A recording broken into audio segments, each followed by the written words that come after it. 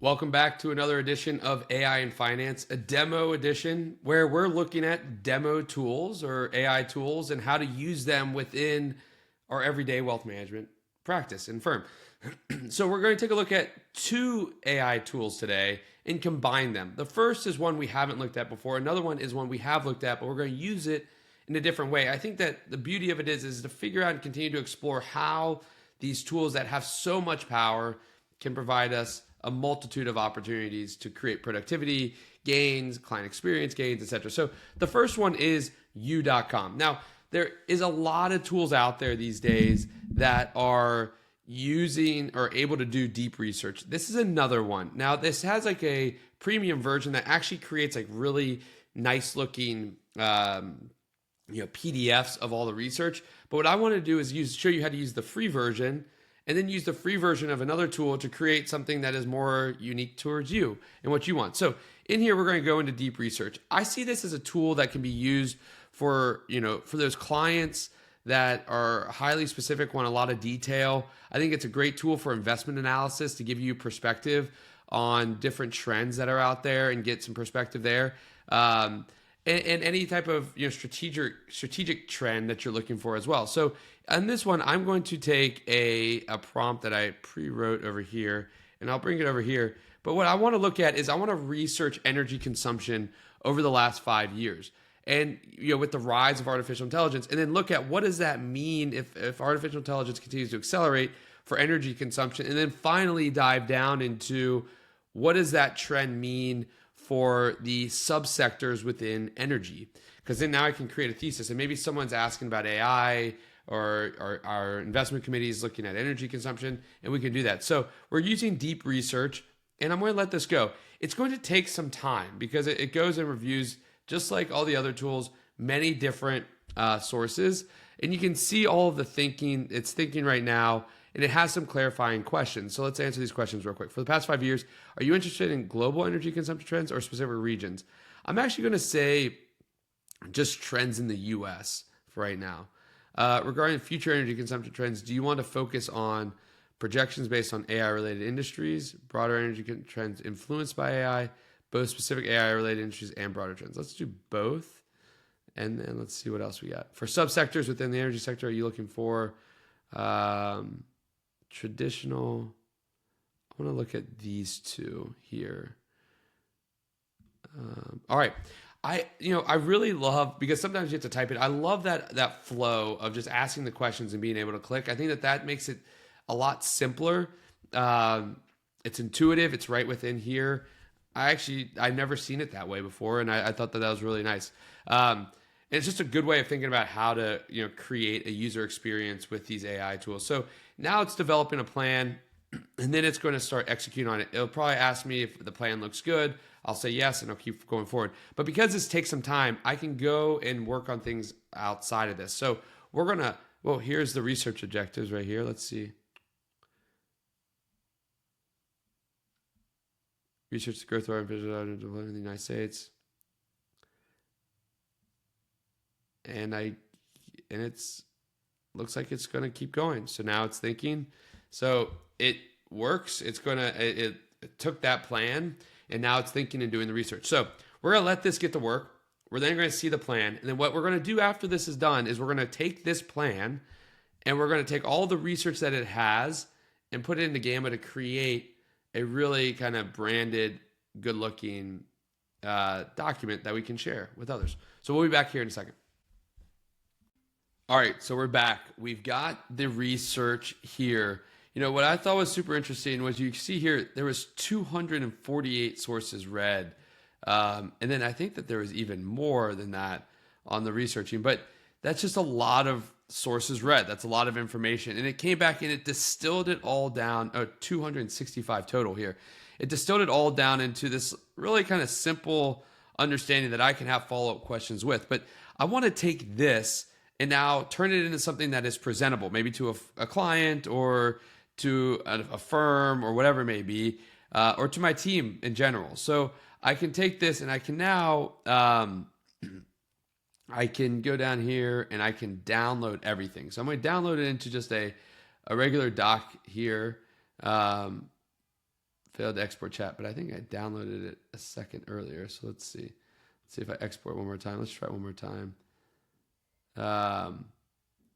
Well, I had already downloaded it, so that didn't work, but we're going to show the download here that I have, and I'm going to upload that download that I originally did into Gamma. So let's go over to Gamma real quick, and we've used this one before. And so if I go into Gamma and I click create new, I can generate from a file or a URL. So I'm going to upload a file, a Word doc here, and I'm going to do it here. Let's see, there is the content there. And so I'm going to have this uploaded in, and it's labeled chat, and I want to create a document. What we've done before in the past here is we did a presentation, but I want to do actually a document here. And so if I upload it into a document, I can click continue, and it distills the entire document that I have used into a few pages that I can design into in Gamma. And it's a really professional design document. So let's see here as it downloads. There we go. And you can see here, this is the exact document. I want to research higher energy consumption. And here is the findings and the information that it provided for us as we go forward. And I can determine how many cards or how long I want it, but we're going to design it like this. I can condense it from that standpoint. So I still want it to be detailed. I want to condense it though, or I can preserve the original copy that is there. I can give it actually other instructions. So I want to make this a simple to read and visual yet informative document based on the research that I have provided. So we put it in there, and maybe I only want it to be 8. So I'll make it 8 that way. All right. So now we're going to generate. And again, just like we did with regards to the PowerPoint deck, this now creates a really unique and really just clean looking document. So what I really like about this is that we're now combining multiple tools.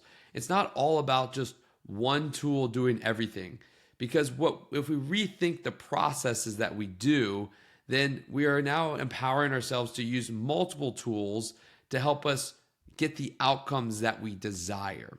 And I think that that's what's really important. So you can see that it's creating the document right here in the format that I had already created. I can update it. Yes, it puts a lot of the context in here, but you're able to see charts. You're able to see some of it. It's easier to read as opposed to research, and it's presentable from that standpoint as well. And so you can see as it builds it here. Let's let it build, and then we'll come back and look at it a little bit more. All right, so here we are. I made it just 8 pages long. I wanted to keep it, a little bit less overwhelming. But you can see it created something that I can go back and I can update it as I need to. But it took all that research. And what I like about Gamma that I found to be really helpful is that if I give it some ability to expound upon or expand upon what I give it, it does a really good job. It's like a good LLM behind it as well. And so it can make it even more conversational, more presentable from this standpoint. And you get this document that's like a real research paper based on using these 2 tools. So you let u.com do the research or another tool, and then you bring it over here and you can then really make it become a little bit more visual from that standpoint. So, for instance, like this one, maybe I want to make this a little bit more visual. Can we make this page a bit more visual while not losing the context of the page? And we can see what happens here. And so you have the ability to edit it. You can make it your colors. You can sit it in there. But now we turn research into something presentable. And that's what I think is really powerful with regards to these tools now combined. And just like that, we've got a little bit of a more kind of visual appeal than the original one. And I like it. So I'll accept it, and we can continue to move on. So, I think it's a matter of what is your ultimate outcome and what's the utopia you want to get to? What's the ideal process that you want to deliver? What's the ideal outcome you want to deliver? And what's the process necessary to deliver that ideal outcome? And then you can use the tools to get there. And try not to find just one tool to do everything for you. Find the tools that allow you to get to the utopia or the vision that you have. And that's something we did here. If you want to do more, detailed, really good looking research, well, use a tool like U.com and then pair it with a tool like Gamma to give you that detailed research with good looking user experience or interface or design. And now you have solved your problem as opposed to trying to fit it into what you're doing already. So just another way of looking at how to use some of these AI tools that are out there.